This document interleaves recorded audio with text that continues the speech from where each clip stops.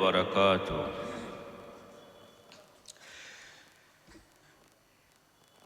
إن الحمد لله رب العالمين، والصلاة والسلام على قائد غر المحجلين نبينا محمد وعلى آله وأصحابه ومن دعا بدعوته واستنى بسنته وجاهد في سبيله إلى يوم الدين، وبعد. فقد أرشده الله الرحمن في كتابه الفرقان بعد أعوذ بالله من الشيطان الرجيم: خذ من أموالهم صدقة تطهرهم وتزكيهم بها وصل عليهم إن صلاتك سكن لهم.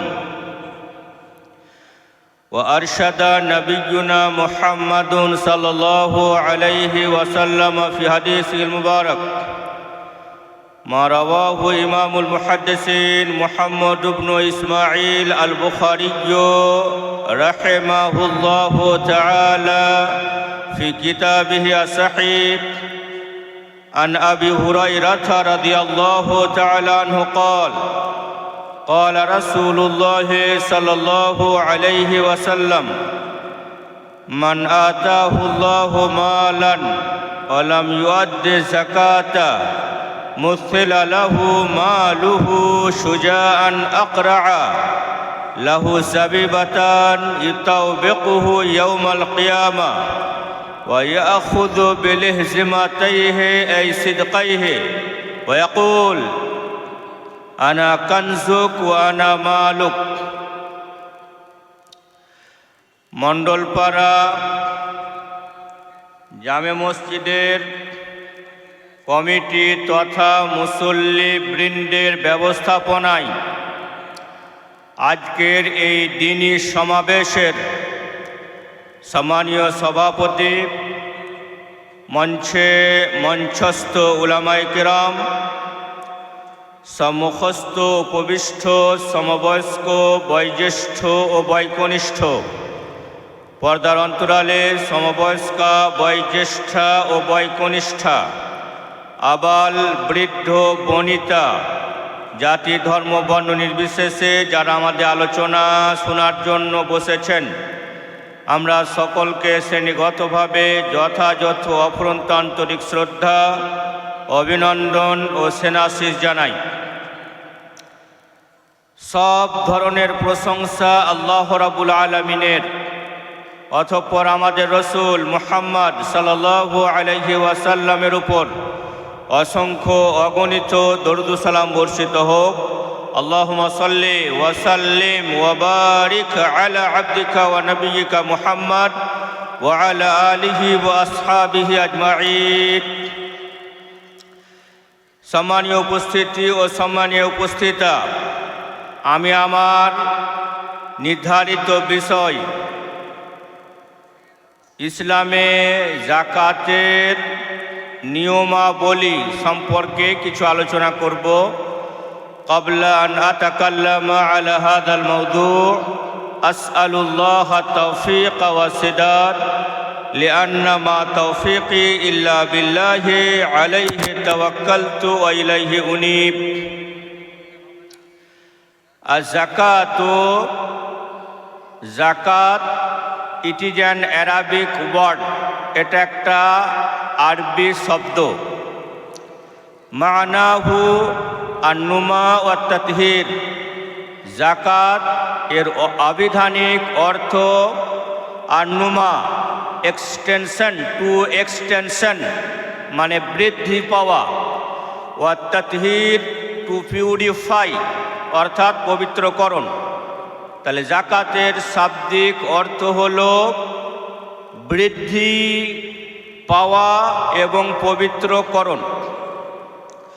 ওয়াসুমিয়াতি যাকাত ও যাকাতান, যাকাতের নাম যাকাত এই জন্য বলা হয় লিআন্নাহা তুতাহিরুল মাল, এই জন্য যে জাকাত মালকে পবিত্র করে, এর অর্থ হলো যে আমার মাল হতে পারে হারাম পর্যায়ে পৌঁছে যাচ্ছিল, জাকাত দিলাম বলে আমার মালটা হালাল হলো। ওয়া তুতাহিরু সাহিবাল মাল মিনাদ দুনুব, জাকাত প্রদানকারীকে গুনাহ থেকে পরিষ্কার করে। ওয়া তুজিদু মাল আল মুজাক্কি, জাকাত প্রদানকারীর মালকে বাড়িয়ে দেয়। তাহলে এর আবিধানিক অর্থ এবং বিশ্লেষণ থেকে আমরা এই সিদ্ধান্ত নিলাম যে জাকাত দিলে মাল বাড়ে, দ্বিতীয় জাকাত দিলে মাল পবিত্র হয়। আল্লাহ রাব্বুল আলামিন সূরা আত-তাওবা আয়াত নম্বর 103 বলেন, খুদ মিন আমওয়ালিহিম সাদাকাতান, হে নবী মুহাম্মদ সাল্লাল্লাহু আলাইহি সাল্লাম, আপনি তাদের মাল থেকে জাকাত নিন। তুতাহিরুহুম ওয়া তুজাক্কিহিম বিহা, ওই জাকাত তাদের মালকে পবিত্র করবে এবং বৃদ্ধি করবে। ওয়াসাল্লি আলাইহিম, এবং আপনি তাদের জন্য দোয়া করুন। ইন্না সলাতাকা সাকানুন লাহুম, কেননা তোমার দোয়া তাদের জন্য প্রশান্তির কারণ। সূরা তাওবা 1 নম্বর 103 থেকে আমরা বুঝলাম যে স্বয়ং আল্লাহ রাব্বুল আলামিন তার রসুল মুহাম্মদ সাল্লাল্লাহু আলাইহি সাল্লামকে মাল থেকে জাকাত নিতে নির্দেশ প্রদান করেছেন। এবং এই আয়াত থেকে এটাও বুঝলাম যে জাকাত দিলে মাল পবিত্র হয় এবং মাল বাড়ে। আবার এটাও বুঝলাম যে আল্লাহ রাব্বুল আলামিন তার রসুল মুহাম্মদ সাল্লাল্লাহু আলাইহি সাল্লামকে বললেন, সল্লে আলাইহিম, আপনি তাদের জন্য দোয়া করুন।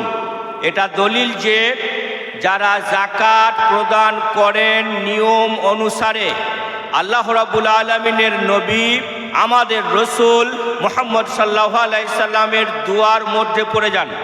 কিভাবে তিনি দোয়া করেন? ইন্না সলাতাকা সাকানুন লাহুম, নিশ্চয় তোমার দোয়া তাদের প্রশান্তির কারণ। অর্থাৎ যে ব্যক্তি জাকাত দেয় তার অন্তরে প্রশান্তি আসে, পিস অফ মাইন্ড আসে। তাহলে আমরা বুঝলাম যে জাকাত দিলাম এর অর্থ আমি আমার মালকে বৃদ্ধি করলাম, জাকাত দিলাম এর অর্থ আমি আমার মালকে পবিত্র করলাম, জাকাত দিলাম এর অর্থ হলো আমি নিজের মনের প্রশান্তি পেলাম। সুতরাং ভাই মুসলিম, আর জাকাত ওয়াজিবুন আলা কুল্লি সাহিবিল ইস্তিতাআ, প্রত্যেক সামর্থ্যবান ব্যক্তির উপরে জাকাত ফরজ। মান আনকারা উজুবুহু ফাকাদ কাফার, যদি কোনো ব্যক্তি জাকাতকে অস্বীকার করে সে ব্যক্তি কাফের হয়ে গেল। এটা আমাদের কাছে নিট ক্লিন এবং ক্লিয়ার যে the zakat is the fundamental pillar of Islam. জাকাত ইসলামের 5টি স্তম্ভ সমূহের মধ্যে হতে একটা স্তম্ভ। সুতরাং যে ব্যক্তি একটা স্তম্ভকে অস্বীকার করলো, যেমন একটা বিল্ডিং একটা পিলার সেটিং না থাকলে পড়ে যাওয়ার সম্ভাবনা, পড়ে যাবি, তেমনি কোনো ব্যক্তি জাকাতকে অস্বীকার করলো ফাকাদ কাফারা, সে ব্যক্তি কুফর করলো। সহিহ বুখারী হাদিস নাম্বার 4565, হাদিসের বর্ণনাকারী আবু হুরায়রা রাদিয়াল্লাহু তাআলা আনহু, তিনি বলেন, মান আতাহুল্লাহু মালান, আল্লাহ তাআলা যাকে মাল দিয়েছেন। এখান থেকে আমরা দলিল নেব যে আমরা যারা বিত্তশালী, আল্লাহ রাব্বুল আলামিন আমাকে বিত্তশালী বড়লোক করেছেন বলে আমি বড়লোক, এখানে আমার নিজস্ব কোনো কর্তৃত্ব নাই। সূরা শুরা আয়াত নম্বর 12 আল্লাহ তাআলা বলেন, লাহু মাকালিদুস সামাওয়াতি ওয়াল আরদ, ভূমণ্ডল এবং নবমণ্ডলের চাবি সমূহ রয়েছে তার কাছে। ইয়াবসুতুর রিজকা লিমান ইয়াশা ওয়া ইয়াকদির, তিনি যার চান তার রুজিকে বাড়িয়ে দেন, যার চান তার রুজিকে কমিয়ে দেন। এ আয়াত দলিল যে আমরা যারা এ ধরাতে বড়লোক, আল্লাহ রাব্বুল আলামিন বড়লোক করেছেন বলে আমি বড়লোক। আমরা যারা এ ধরাতে গরিব, আল্লাহ রাব্বুল আলামিন আমাদেরকে গরিব করেছেন বলে আমরা গরিব। সুতরাং আমি যে বড়লোক, এতে আমার অহংকার করার কিছু নাই, কারণ আল্লাহ রাব্বুল আলামিন আমাকে বড়লোক করেছেন, তাই আমি বড়লোক। এখন আমাকে যেহেতু আল্লাহ রাব্বুল আলামিন বড়লোক করেছেন, মাল দিয়েছেন, তখন আমাকে বাৎসরিক আমার মাল থেকে যাকাত দিতে হবে। অর্থাৎ যাকাত কেন দেব? আমি আমার মালটাকে বাড়াবার জন্য দেব, আমি আমার মালটাকে পবিত্র করার জন্য দেব। বুঝলাম যে যেমন কাপড় পরলে ময়লা লাগে, তেমনি মাল ব্যবহার করলে ওই মালটা বাড়ে এবং নোংরা হয়, সেটাকে আমাকে পবিত্র করতে হয়। এটা হলো যাকাত। আল্লাহ রাব্বুল আলামিন আমাদের মধ্যে যাদেরকে সামর্থ্যবান বানিয়েছেন অতঃপর সে যাকাত দিল না, তাদের জন্য ইসলামের অনেক কড়া নির্দেশ আল্লাহ রাব্বুল আলামিনের কাছ থেকে। সূরা তাওবা আয়াত নম্বর 34 এবং 35 আল্লাহ তাআলা বলেন, ওয়াল্লাযীনা ইয়াকনিজুনা যাহাবা ওয়াল ফিদ্দাতা, যারা সোনা এবং চাঁদি সঞ্চয় করে রাখে। আমরা জানি আমাদের রসুল মুহাম্মদ সাল্লাল্লাহু আলাইহি সাল্লামের যুগে যে কারেন্সি নোট একে অপরের আদান প্রদানের জন্য ব্যবহার করা হতো, তা ছিল দিনার অথবা দিরহাম, স্বর্ণ মুদ্রা বা রৌপ্য মুদ্রা। আমরা যেগুলো কারেন্সি অর্থাৎ টাকা হিসাবে পরস্পরের লেনদেনের জন্য ব্যবহার করে থাকি। এখানে যারা সোনা এবং রূপা সঞ্চয় করলো, এর অর্থ বোঝানো হলো যারা মাল সঞ্চয় করলো, অর্থ সঞ্চয় করলো, সেটা স্থাবর হতে পারে, অস্থাবর হতে পারে। ওয়ালা ইউনফিকুনাহা ফি সাবিলিল্লাহ, অতঃপর তারা সেটা আল্লাহর রাস্তায় খরচ করলো না। আল্লাহর রাস্তায় খরচ বলতে কি বোঝানো হয়েছে? ওয়ালাম ইউআদ্দি যাকাতা, তারা সে তার মালের যাকাত প্রদান করলো না। কি করা হবে? ইয়াউমা ইউহমা আলা নারে জাহান্নামা ফাতুকওয়া বিহা জিবাহুম ওয়া জুনুবুহুম ওয়া দুহুরুহুম। তার সেই মালটা, কার সেই মালটা?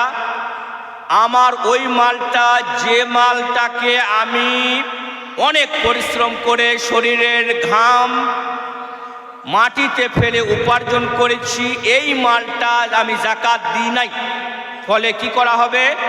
ইয়াউমা ইউহমা আলাইহা ফি নারে জাহান্নাম, ওই সঞ্চিত সম্পদটা জাহান্নামের আগুনে গরম করা হবে। এখানে জাহান্নামের আগুন ব্যবহার করা হয়েছে। আমাদের পার্থিব যে আগুন, সে আগুন নয়। পার্থিব আগুনের চাইতে জাহান্নামের আগুনের হিট, উত্তাপ 69 গুণ বেশি। সামান্য আমরা দেখেছি এই পৃথিবীর আগুন শরীরে স্পর্শ করলে চামড়া জ্বলে যায়, অতঃপর একটা লোক মারা যায়। জাহান্নামের আগুন যার 69 গুণ বেশি উত্তাপ, সেই আগুন দিয়ে আমার ওই সঞ্চিত সম্পদ যারা আমি যাকাত দিই নাই, সেটাকে গরম করা হবে। ফাতুকওয়া বিহা জিবাহুম, অতঃপর আমার ললাটে স্পর্শ করা হবে। ওয়া জুনুবুহুম, এবং আমার পার্শ্ব দেশে স্পর্শ করা হবে। ওয়া জুহুরুহুম, এবং আমার পৃষ্ঠ দেশে ছেঁকা দেওয়া হবে। হাদা মা কানাজতুম লিআনফুসিকুম, এটা তোমার সঞ্চিত মাল, যেটা তুমি সঞ্চয় করেছো। ভাই মুসলিম, কি বুঝলাম? আমার আল্লাহ রাব্বুল আলামিন মাল দিয়েছেন, অতঃপর মালে যাকাত দিলাম না। আমার অর্জিত মালকে জাহান্নামের আগুনে গরম করে আমার কপালে, পার্শ্ব দেশে, পৃষ্ঠ দেশে ছেঁকা দেওয়া হবে। বলা হবে যে এটা তোমার সঞ্চিত সম্পদ। ইবনে ওমর রাদিয়াল্লাহু তাআলা আনহু বলেন, ইদা আদ্দা যাকাতাহু ফালা কানজালাহু, যদি কোনো ব্যক্তি তার মালের যাকাত দিয়ে দেন, তার জন্য কোনো কানজ অর্থাৎ সঞ্চিত সম্পদ নাই। এখানে বোঝানো হলো যে যার যত ইচ্ছা কোটি কোটি টাকা সে জমা করতে পারবে, একটা শর্ত যে সে বাৎসরিক একবার করে যাকাত তাকে দিতে হবে। মান আতাহুল্লাহু মালান, আল্লাহ তাআলা যাকে মাল দিয়েছেন, ওয়ালাম ইউআদ্দি যাকাতাহু, সে তার মালের যাকাত দেয়নি। এই হাদিসে কি বলা হলো? মুসিলা লাহু মালুহু সুজাআন আকরা, আকৃতি দেওয়া হবে তার অর্জিত মালটাকে সুজাআন আকরা, এক লোমবিহীন কালো মাথার উপরে চিহ্ন আছে এমন সাপের, অর্থাৎ এখানে বোঝানো হয়েছে বিষাক্ত সাপের। লাহু জাবিবাতান, যে সাপের চোখের ওপরে রেখা থাকবে, এটা দলিল যে ওই সাপটা খুব বিষাক্ত সাপ হবে। ইউতাউবিকুহু ইয়াউমাল কিয়ামাতে, ওই সাপটা তার গলায় বেড়ির মতো করে লটকে দেওয়া হবে। ওয়া ইয়াখুদু বিলিহজিমাতাইহি আই সিদকাইহি, ওই সাপটা হবে দুটো মুখ, ওই দুমুখ সাপটা তার দুই চোয়ালের দু সাইডে ধরবে আর কি বলবে? আনা কানজুক আনা মালুক, আমি তোমার সঞ্চিত সম্পদ, আমি তোমার অর্থ। যদি কোনো ব্যক্তি যাকাত ফরজ হলো, দুটো লস, যাকাত প্রদান করলো না, দুটো লস। নাম্বার এক, ইসলামের খাতা থেকে তার নাম বাতিল। কেন? যাকাতটা হলো ফরজ, ইসলামের 5টি স্তম্ভের মধ্যে ছিল একটা স্তম্ভ, সুতরাং সে একটা স্তম্ভকে মানল না। এখন কোনো ব্যক্তি বলবেন যে আমি তো অস্বীকার করি না, যদি কোনো ব্যক্তি আদায় না করে এটা দলিল যে অস্বীকার করা। ঠিক এরকম নামাজ আমার উপরে ফরজ, আমি ধারাবাহিকভাবে নামাজ পড়ি না, এটা দলিল যে সে নামাজকে অস্বীকার করে বলে ধারাবাহিকভাবে পড়ে না। তেমনি কারোর উপরে যাকাত ফরজ হয়ে গেছে, সে ভাবে যে আমি অস্বীকার করি না, কিন্তু সে দেয় না, সে দেয় না, এটা দলিল যে সে অস্বীকার করে, তার বাঁচার কোনো উপায় নেই। ইসলামের নিরাপত্তা থেকে সে বেরিয়ে গেল, ইসলামের সাথে তার কোনো রিলেশন এবং সম্পর্ক থাকলো না। এই জন্য ভাই মুসলিম, আল্লাহ রাব্বুল আলামিন যাকে মাল দিয়েছেন, যাকাত দিতে যেন আমরা গড়িমসি না করি, বরং দিলাম, এতে আমার লাভ হলো, আমার মাল বেশি বাড়লো, আমার মাল পবিত্র হলো। এই জন্য আমরা অনুরোধ করব যে যাদের আল্লাহ রাব্বুল আলামিন মাল দিয়েছেন, তারা আমরা আমাদের মালের সঠিক যাকাত দেব। আমার মাল হলেই কি যাকাত লাগবে? লাহু সালাসাতু শুরুতিন, এর জন্য কন্ডিশন সাপ্লাই, শর্তাবলী প্রযোজ্য। যদি আমার মধ্যে 3টে শর্ত অ্যাট এ টাইম থাকে, তাহলে আমাকে যাকাত লাগবে, নতুবা লাগবে না। নাম্বার 1, আল মিলকিয়াত, মানে হলো মালিক হওয়া। এর অর্থ কি?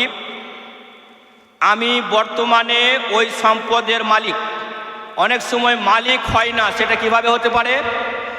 আমি কোনো ব্যক্তিকে 1 লাখ টাকা ধার দিয়েছি, এখন আমি তার মালিক, কিন্তু আমার মালিকত্বে নেই। সে যখন আমাকে ওই 1 লাখ টাকা দেবে, তখন আমি তার থেকে যাকাত দেব, নতুবা আমাকে যাকাত দিতে হবে না। যদি দিই ফাবি হওয়া নিয়ামাত, নিঃসন্দেহে ভালো। তাহলে প্রথম শর্ত হলো আল মিলকিয়াত, মালিক হতে হবে। যদি আমি কাউকে ধার দিয়েছি, এখন কিন্তু আমি মালিক নই, আমার হাতে আসবে, অ্যাট হ্যান্ড হাতে আসবে, তখন আমি এর মালিক হলাম। তাহলে যখন হাতে আসবে তখন আমি যাকাত দেব। এখান থেকে কি বুঝলাম? যে আমার টোটাল সম্পত্তিকে আমি টোটাল করলাম, অতঃপর দেখলাম যে আমার 5 লাখ টাকা ধার আছে, ওই 5 লাখ টাকা যাকাত আমি যদি এখন দিতে না চাই, অসুবিধা নাই। যখন ওই 5 লাখ টাকা আমার কাছে আসবে, হিসাবে ধরা থাকলো, তখন আমাকে যাকাত লাগবে। কেন? প্রথম শর্ত হলো আল মিলকিয়াত, মালিক হওয়া। ওই টাকাটা আমার হাতে এখনো নেই, এই জন্য আমি এর মালিক নই। নাম্বার 2, আল হাউলু আনিল হাউলে, 1 বছর অতিক্রান্ত হওয়া। কি বুঝলাম? একটা মাল 1 বছর অতিক্রান্ত হলো, এর মানে হলো যে একটা মাল এই বছরে জাকাত দিয়ে দিলাম আর আগামী বছরে লাগবে না নয়, বরং প্রতি বছর লাগবে। ঠিক সাপোজ ধরে নিন আমি কোনো জায়গায় একটা ল্যান্ড ভূমি কিনে রেখেছি যার দাম 1 কোটি টাকা। এই জন্য কিনেছি যে ওই মালটা ইউআদ্দু লিল বাইয়ে, বিক্রি করার জন্য আমি কিনে রেখেছি। তাহলে এখানে প্রতি বছর যতদিন আমি বিক্রি না করব ততদিন আমাকে ওই ল্যান্ডটার টোটাল মূল্য থেকে আমাকে জাকাত দিতে হবে। কেন? এটা আমি বিক্রি করব বলে কিনেছি। আর যদি আমি বাস করব বলে, আমার কোনো সন্তানকে পরবর্তীতে ঘর করে দেবো বলে, তাহলে তার জাকাত লাগবে না, কারণ ওটা আমি বিক্রি করার জন্য কিনিনি। বিক্রির অর্থ হলো আর তিজারা, ব্যবসা। ব্যবসার মালে যেমন জাকাত লাগবে, যদি আমি কোনো ল্যান্ড কিনেছি সে ল্যান্ডটা বিক্রি করব বলে কিনেছি, যতদিন না বিক্রি করব পার ইয়ার আমাকে 2.5% করে জাকাত দিতে হবে। এর নাম হলো আল হাউলু আনিল হাউলে, 1 বছর অতিক্রম হওয়া। নাম্বার 3 আর নিসাব, নির্দিষ্ট পরিমাণ পর্যন্ত পৌঁছানো। নির্দিষ্ট পরিমাণ না হলে আমাকে জাকাত লাগবে না। সহিহ বুখারী হাদিস নাম্বার 1404, আল্লাহ রাসূল সাল্লাল্লাহু আলাইহি সাল্লাম বলেন, লাইসা ফিমা দুনা খামসে ওয়াকিম মিনাল ওয়ারাকে সাদাকাতুন। 5 উকিয়া কম চাঁদিতে জাকাত নাই। তাহলে আমরা এখন নিসাব, নির্দিষ্ট পরিমাণ নিয়ে আলোচনা করছি। প্রথমত রূপো বা সিলভার, এটা যদি 5 উকিয়া হয়ে থাকে তাহলে আমাকে বাৎসরিক একবার জাকাত দিতে হবে, এর চাইতে কম হলে লাগবে না। 5 উকিয়া সমান কত? 1 উকিয়া, ওকে একটা আরবি পরিমাপ বোঝানো হয়। 1 উকিয়া সমান 119 গ্রাম। তাহলে 5 উকিয়া সমান 595 গ্রাম। যদি কারো কাছে 595 গ্রাম রৌপ্য মুদ্রা থাকে, রূপোর কোনো অলংকার থাকে, তাকে সেদিন যেদিন জাকাত দেবেন সেদিন মূল্য নির্ধারণ করে আমাকে 2.5% বার করে দিতে হবে। এখন আমার স্ত্রীর আছে, তাহলে কি আমি স্বামী হিসাবে আমাকে দিতে হবে না আমার স্ত্রীকে দিতে হবে? এখানে প্রথমেই বলেছি আল মিলকিয়াত, মালিক হওয়া। আমার স্ত্রীর আছে, এর অর্থ হলো স্ত্রী মালিক, তাহলে স্ত্রীকেই দিতে হবে। এখন স্ত্রী তার স্বামীর কাছে সাহায্য চাইতে পারে যে আমার কাছে যে অলংকার আছে এই অলংকারটা নিসাব সমপরিমাণ পৌঁছেছে, স্বামীকেও খেয়াল রাখতে হবে। অতঃপর 595 গ্রাম বা তার চাইতে বেশি হলে দাম নির্ধারণ করে শতকরা 2.5 টাকা করে তাকে জাকাত দিতে হবে প্রতি বছর, বাধ্যতামূলক। যদি কারো কাছে 590 গ্রাম সমপরিমাণ রূপো বা অলংকার থাকে তাহলে তার জাকাত লাগবে না। এক্ষেত্রে আপনাদের জানিয়ে রাখি যে আল্লামা আলবানী রাহিমাহুল্লাহ একটা বই লিখেছেন, বইটার নাম হলো আদাবুজ জিফাফ, মানে হলো বাসর রাত্রির আদব। এখানে বিবাহের সব ধরনের নিয়ম কানুন ডিটেলস বর্ণিত হয়েছে। এখানে তিনি বেশ কয়েকটা হাদিস উল্লেখ করেছেন যে অলংকারের জাকাত নাই, আর তারপরই বেশ কয়েকটা হাদিস উল্লেখ করেছেন যে অলংকারের জাকাত আছে। শরীয়তের নির্দেশ হলো যদি হ্যাঁ আর না টক্কর হয়, ইদা তাআরাদা বাইনাল ইসবাতে ওয়ান নাফি আল ইসবাত ইউরাজ্জাহ, যদি হ্যাঁ কোনো দলিল দেখব, যেমন এই দলিল দেখলাম অলংকারের জাকাত নাই, অন্য হাদিস দেখলাম অলংকারের জাকাত আছে, তখন আমাকে হাঁয়ের উপরে আমল করতে হবে। অর্থাৎ আমরা ঘোষণা দিচ্ছি যে অলংকারেরও জাকাত লাগবে যদি তার নিসাব সমপরিমাণ হয়। যদি রূপো হয় তাহলে সেটা হতে হবে 5 উকিয়া অর্থাৎ 595 গ্রাম। বছর অতিক্রম হবে তখন তাকে লাগবে। নাম্বার 2, স্বর্ণ কতটা সোনা হলে আমাদেরকে বাৎসরিক যাকাত দিতে হবে? 85 গ্রাম, যেটাকে ভরি হিসাবে 7.5 ভরি বলা হয়। শরীয়তের পরিভাষাতে ইশরুনা দিনারান, 20 দিনার, যা আজকাল পরিমাপ দাঁড়ায় 85 গ্রাম অথবা 7.5 ভরি। যদি কাউরি কাছে 7.5 ভরি সমপরিমাণ স্বর্ণ, সেটা বিস্কুট আকারে হোক, বিক্রির জন্য ক্রয় করেছি তা হোক, বা আমাদের স্ত্রীরা, বোনেরা, মায়েরা পরিধান করে তা হোক, যে কোনো হোক না কেন, যদি 85 গ্রাম হয়ে যায় তাহলে লাগবে। এখন আমরা 5 ভাই, আমাদের 5 ভাইয়ের 5টা স্ত্রী আছে,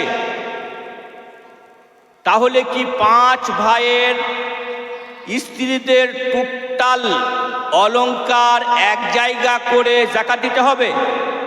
প্রথমে আমাদের খেয়াল রাখতে হবে, আমরা প্রথমে আলোচনা করেছি আল মিলকিয়াত মালিক হওয়া।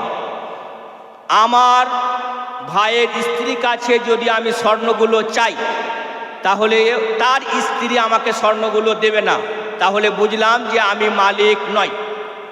তাহলে প্রত্যেক স্ত্রী নিজ নিজ তার অলংকারের মালিক হলো।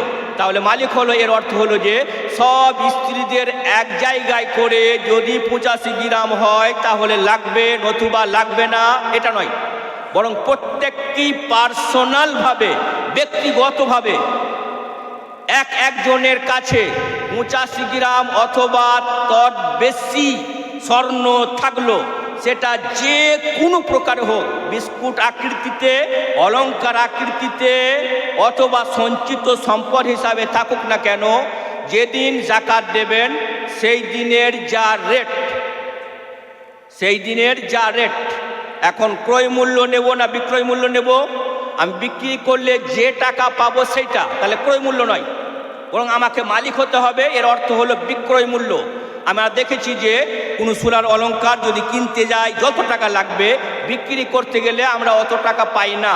এখানে আমাদের মালিক হওয়ার শর্ত এই জন্য হতে হবে বিক্রয় মূল্য। আমি যত টাকা বিক্রয় করলে পাবো অত টাকা টোটাল সমপরিমাণ, শতকরা 2.5 টাকা করে আমাকে বাৎসরিক যাকাত দিতে হবে। এখন কথা হলো যে আমাদের দেশের কারেন্সি হলো টাকা, আর হাদিসে এবং কুরআনুল কারিমে যে জাহাব আর ফিজ্জা দুটি শব্দ ব্যবহার করা হয়েছে, সোনা আর চাঁদি, এগুলো আমাদের দেশে কারেন্সি রূপে, এখন বর্তমান বিশ্বে কোনো দেশে কারেন্সি রূপে ব্যবহার করা হয় না। তাহলে আমরা যারা টাকা পয়সা নিয়ে লেনদেন করি, তারা আমরা সোনার নিসাব অর্থাৎ 85 গ্রাম সমপরিমাণ টাকা থাকলো তবে যাকাত দেব, নাকি 595 গ্রাম রূপো সমপরিমাণ টাকা থাকলে আমরা সদকা দেব? উলামায়ে কেরামের দ্বিমত আছে, তবে আমাদের নিকটে মনে হয়েছে সূরা তাওবা আয়াত নম্বর 103 আল্লাহ তাআলা বলেন, খুদ মিন আমওয়ালিহিম সাদাকাতান, আপনি তাদের মাল থেকে সদকা নিন, তুতাহিরুহুম, সেই মাল তাদের পবিত্র করবে। এখানে যাকাতের ব্যাপারটা সরাসরি জড়িত বড় লোকের সাথে। এখন ইসলামের পরিভাষাতে বড় লোক কাকে বলা হয়? যখন আমরা মাসারিফুজ যাকাত, যাকাত কোন কোন খাতে আমি দিতে পারবো যখন আলোচনা করব, তখন আমাদের কাছে ক্লিয়ার হবে। সূরা তাওবা আয়াত নম্বর 60, ইন্নামা সাদাকাতুল লিল ফুকারা, সদকা ফকিরদের জন্য, ওয়াল মাসাকিন এবং মিসকিনদের জন্য। ফকির আর মিসকিন এই দুটো বোঝার চেষ্টা করি। ফকির, আল্লামা সুয়ুতী রাহিমাহুল্লাহ তিনি তাফসীরে জালালাইনে উল্লেখ করেন যে মান লাহু কুতু ইয়াউমিন ওয়া লাইলাতিন, যার বাড়িতে এক দিন ও এক রাতের খাবার আছে তাকে বলা হয় ফকির। আর মিসকিন কাকে বলা হয়? মান লাহু কুতুন ওয়ালাকিন লা ইউকাফি মাশিয়াতুহুম, যার কাছে খাবার আছে কিন্তু সারা বছর চলে না। সারা বছর পরিবার চালাতে গেলে অন্য কারো কাছে হাত পাততে হয়। এখান থেকে আমরা কি বুঝতে পারলাম যে যাকে সারা বছর চালাতে পরিচালনা করার পরে হাত পাততে হয় না, তিনি হলেন বড়লোক। তাহলে আমরা স্বর্ণের না নিয়ে রূপোর নিসাবকে কারেন্সির সাথে মিলাবো, এটা সর্বাধিক উত্তম বলে মনে হয়েছে। এবং আমি দেখেছি বেশিরভাগ উলামায়ে কেরাম এটাকেই প্রাধান্য দিয়েছেন। তাহলে আমাদের সংসার চলে যাওয়ার পরে বাৎসরিক 595 গ্রাম সমপরিমাণ টাকা বাঁচলো, এর অর্থ হলো আমি মিসকিনের মধ্যে পড়লাম না, আমি গরিবের ফকিরের মধ্যে পড়লাম না, অর্থাৎ আমি বড়লোক। তাহলে আমাকে বাঁচলো, আমার কতটা বাঁচলো?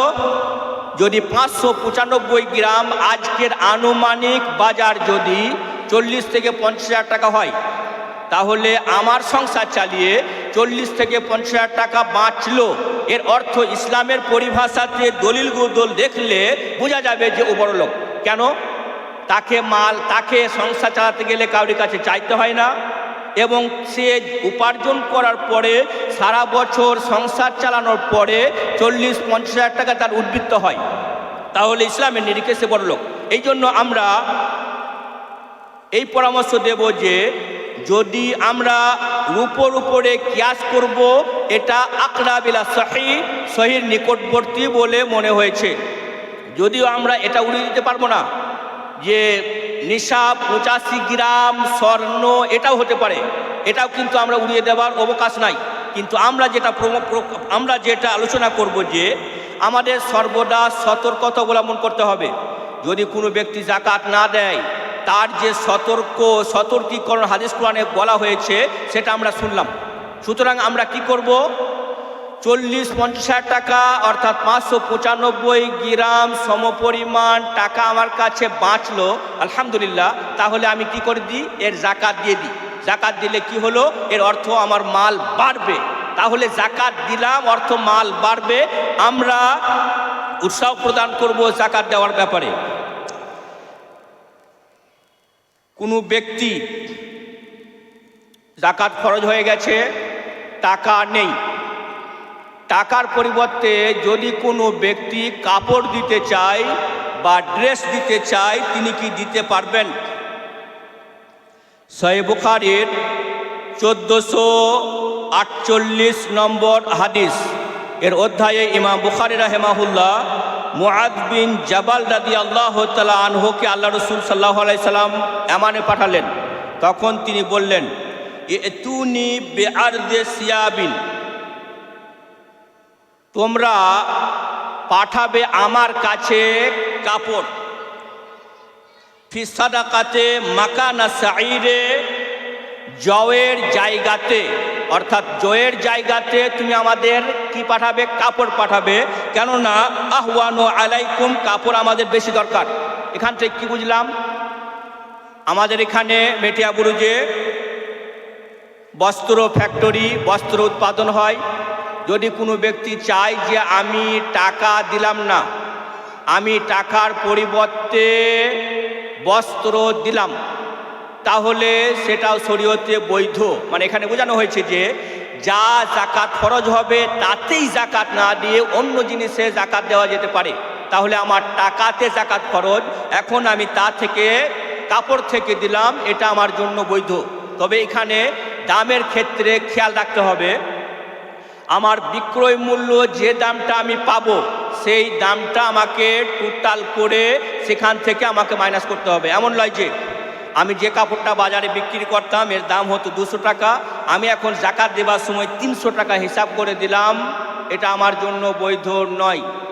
যে যত টাকাতে আমি বিক্রি করতে পারবো অত টাকা আমি দাম ধরতে পারবো, এবং মিসকিনদের অর্থাৎ যারা জাকাত নেবে তাদেরকে আমরা দিতে পারবো। এখন কোনো ব্যক্তি তার জাকাত আগে আদায় করতে পারবে কি? ধরেন আপনারা জাকাত দেন রমজান মাসে, এখন রমজান মাস আসতে 1-2 মাস দেরি রয়েছে, তাহলে রমজান মাস এখনো আসেনি, আমি কি অগ্রিম জাকাত দিতে পারবো? এ ব্যাপারে সুনানে তিরমিজির ইমাম তিরমিজি রাহিমাহুল্লাহ একটা বাব নির্ধারণ করেছেন, বাবু তাজিলি সাদাকাতে, অগ্রিম জাকাত দেওয়ার বিধান। তিনি 687 নম্বরে একটা দলিল উল্লেখ করেছেন। বর্ণনাকারী হলেন আলী রাদিয়াল্লাহু তাআলা আনহু। তিনি বলেন, আন্নাল আব্বাসা রাদিয়াল্লাহু তাআলা আল্লাহ রাসূল সাল্লাল্লাহু আলাইহি ওয়াসাল্লামের ছোট চাচা আব্বাস বিন আব্দুল মুত্তালিব রাদিয়াল্লাহু আনহু সাআলা রাসূলুল্লাহ সাল্লাল্লাহু আলাইহি সাল্লাম, তিনি আল্লাহ রাসূল সাল্লাল্লাহু আলাইহি ওয়াসাল্লামকে জিজ্ঞেস করলেন, আনতা আজিলে সাদাকাতিহি, জাকাতকে অগ্রিম আদায় করার ব্যাপারে, কবলা আনতাহিল্লা, হালাল হবার পূর্বে। হালাল হবে 1 বছর অতিক্রান্ত হবে তারপরে, যেমন প্রথমেই বলেছি, এখন 1 বছর অতিক্রান্ত হয় নাই, জাকাত ফরজ হয়নি, আমি অগ্রিম দিতে পারবো কি? ফারাখাসা লাহু ফি যালিক, আল্লাহ রাসূল সাল্লাল্লাহু আলাইহি সাল্লাম তাকে অনুমতি দিয়েছেন। এটা হলো অগ্রিম আমি জাকাত দিতে পারবো। ধরে নিন আমি যে জাকাতটা দিই, রমজানে যারা এসেছিল জাকাত আমার শেষ হয়ে গেছে, এখন দেখলাম যে রমজানের অনেক পরে কোনো ভাই আমার কাছে এলেন, তিনি জাকাতের হকদার। এখানে খেয়াল রাখতে হবে, জাকাতের তিনি হকদার। তখন আমি কি করব? আমার জাকাত এখনো ফরজ হয়নি, ফরজ হবে রমজান মাস, অর্থাৎ এখনো 6-7 মাস পরে। আমি তাকে কিছু টাকা দিলাম এবং জাকাতের খাতে লিখলাম। অতঃপর বছর শেষে যখন আমি জাকাতের অঙ্ক করব, তখন আমি ওই টাকাটা মাইনাস করব। শরীয়তের কোনো অবজেকশন নেই, সুনানে তিরমিজিতে এর দলিল রয়েছে। এটা হলো বাবু তাজিলি সাদাকাতে। ভাই মুসলিম, এখন সদকা আমরা কোথায় দেব? এ ব্যাপারে আল্লাহ তাআলা যিনি সদকা জাকাত ফরজ করেছেন তিনি উল্লেখ করেছেন। কোথায় আছে? সূরা তাওবা আয়াত নম্বর 60, ইন্নামা সাদাকাতুল লিল ফুকারা, সদকা ফকিরদের জন্য, ওয়াল মিসকিন, এবং মিসকিনদের জন্য। এখন আমরা যে পরামর্শ দেব আপনাকে, যে আপনি কোন মিসকিন এবং কোন ফকিরকে দেবেন, এখানে 8টি খাত উল্লেখ করা হয়েছে। সব খাত আলোচনা করার আমাদের কাছে সময় হবে না, বরং কোথায় আমরা দেব, কোন মিসকিন কোন ফকিরকে আমরা দেব। সহিহ বুখারী এবং সহিহ মুসলিমে অ্যাভেলেবেল হাদিস আছে যে জাইনাব রাদিয়াল্লাহু তাআলা আনহা আব্দুল্লাহ বিন মাসউদ রাদিয়াল্লাহু তাআলা আনহার স্ত্রী, তিনি আল্লাহ রাসূল সাল্লাল্লাহু আলাইহি ওয়াসাল্লামের কাছে গেলেন এবং বললেন যে, হে আল্লাহ রাসূল সাল্লাল্লাহু আলাইহি সাল্লাম, আমি যদি আমার স্বামী এবং তার আগেকার স্ত্রীর এতিম ছেলেরা আছে, যদি আমি তাদের সদকা করি, জাকাত দিই, তাহলে আমি কি দিতে পারবো? আল্লাহ রাসূল সাল্লাল্লাহু আলাইহি সাল্লাম এ কথা শুনে বললেন, ইয়া জাইনাবু লাকে আজরাইনে, তোমার ডাবল নেকি হবে। এখানে কি বুঝতে পারলাম? নিকটাত্মীয় গরিব মিসকিনদের দিলাম, এতে বেশি নেকি হবে। কি কি নেকি হলো? ডাবল নেকি হলো। কি কি নেকি হলো? নাম্বার 1, আজরুল কেরাবাতে, আত্মীয়তা সম্পর্ক বজায় রাখার নেকি হলো। আমি যখন লোক ভাববে আমার আত্মীয় যারা গরিব আছে, ও বড় লোক হয়েছে কিন্তু আমাদের খেয়াল রাখে, আপনি অথচ নিজের মাল দেননি, অথচ আপনি দিচ্ছেন জাকাতের মাল, তাহলে এটা কি হলো? আত্মীয়তা সম্পর্ক ঠিক হলো। নাম্বার 2, আজরুল সাদাকাতে, এবং আপনি সদকা করলেন অর্থাৎ জাকাত দিলেন, তার নেকি হলো। এই জন্য ভাই মুসলিম, আমরা চেষ্টা করব আমাদের নিকট আত্মীয় যারা আছে প্রথমে তাদের দেব। এর মানে আমি বলছি না যে দূর থেকে যারা আসবে তাদের দেবেন না, একবারে নট নেগেটিভ বলছি না, বরং আমরা বেশি নেকি পাবো নিকট আত্মীয়দের দিলে। যখন কেউ হকদার থাকবে না তখন তো আমাদের দূরে দিতেই হয়। এ ছিল জাকাত সম্পর্কে কয়েকটা কথা। আমরা মোটামুটি কথা আলোচনা করিনি। আমার মালে জাকাত হয়েছে কি না, এর জন্য আমাকে 3টে শর্ত দেখতে হবে। নাম্বার 1, আল মিলকিয়াতু, মালিক হতে হবে। নাম্বার 2, আল হাউলু আনিল হাউলে, 1 বছর অতিক্রম হতে হবে, প্রতি বছরে লাগবে, বছর একবার। নাম্বার 3, আর নিসাব, নির্দিষ্ট পরিমাণ পর্যন্ত পৌঁছাতে হবে, টাকা হলেই জাকাত লাগবে না, এর একটা নির্দিষ্ট নিসাব আছে, তা ওই পর্যন্ত পৌঁছাতে হবে, তা লাগবে। অবশ্যই প্রভুর কাছে প্রার্থনা, প্রভু দয়াময় তুমি আমাদের সকল কি ফরজ জাকাত সঠিকভাবে হিসাব করে আদায় করার তৌফিক দিও, আমিন। ঠিক এরকম যেমন আমরা জোহরের নামাজ 4 রাকাত গুনে গুনে পড়ি, 1 রাকাত কম পড়লাম হলো না, 1 রাকাত বেশি পড়লাম হলো না, তেমনি জাকাত এটা হলো ফরজ। আমার টোটাল যে মালের জাকাত ফরজ, টোটাল মালকে সঠিক হিসাব করতে হবে। সঠিক হিসাব করার পরে সঠিক হিসাব অনুযায়ী দিতে হবে। আমরা অনেক ভাই কিছু প্যাকেট থেকে নিলাম আর দিয়ে দিলাম, বললাম জাকাত দিলাম, হবে না। বরং আমাকে খেয়াল রাখতে হবে যে এটা ফরজ, হিসাব করে নিখুঁতভাবে মাইনিউটলিভাবে আমাকে জাকাত দিতে হবে। প্রভুর কাছে দোয়া করে, প্রভু দয়াময় তুমি আমাদের সকল কি আমাদের যে সম্পদ দিয়েছ এই সম্পদের নিখুঁত জাকাত দেওয়ার তৌফিক দিও। আমিন। প্রভু দয়াময় তুমি আমাদের সকলের মালের বরকত দিও। আমিন। প্রভু দয়াময় তুমি আমাদের সকলের ব্যবসার বরকত দিও। আমিন। ওয়া আখিরু দাওয়ানা আলহামদুলিল্লাহি রাব্বিল আলামিন ওয়া সাল্লাল্লাহু আলা নবিয়্যিনা মুহাম্মদ ওয়া আলা আলিহি ওয়া আসহাবিহি আজমাইন। আসসালামু আলাইকুম ওয়া রাহমাতুল্লাহি ওয়া বারাকাতুহু।